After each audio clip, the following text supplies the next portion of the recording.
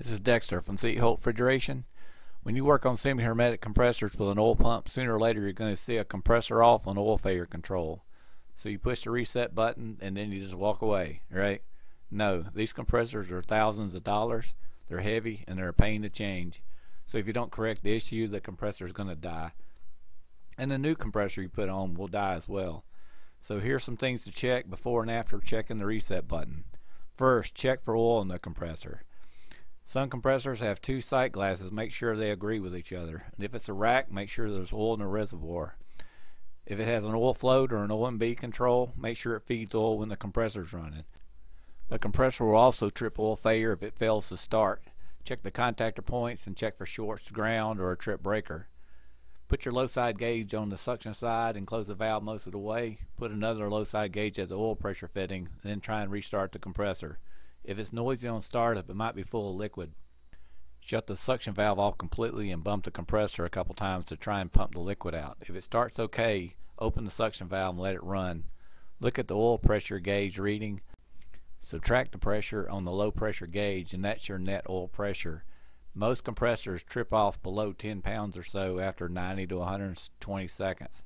Look at the oil in the sight glass. If it looks like shaving cream, that's refrigerant in the oil.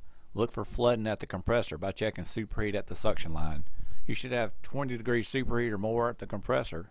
Shaving cream doesn't lubricate the bearings very well. Most compressors have 40 pounds or more net oil pressure. If the oil looks okay but is still tripping the oil control, pull the sensor for the oil failure control and check for trash in the screen or a missing O-ring. Next, pull the oil screen on the pump and see if it's clogged. If it's okay but still have low oil pressure, either the bearings are bad or the pump's bad. If the pump's worn out, it's usually because the compressor's flooding. Try a new oil pump. If you have good oil pressure after the reset, look at personnel shutting off fans or freezing up the evaporator while leaving the door open. Neither one of these help oil return to the compressor. On a rack, look at the oil pressure in the feed line. It needs to be 20 pounds higher than the suction pressure in the crankcase. Make sure the compressor shuts down and stays down on pump down. A short cycling compressor pumps the oil out faster than it can return it. Make sure there aren't any time delays, not letting the compressor start up when the oil failure control is energized.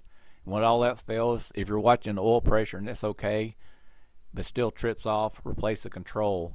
A large percentage of oil failure controls changed aren't defective, so do your homework before you push the reset and walk away. And if there's anything on this video you don't understand or need clarified, just give me a call. Thanks for watching.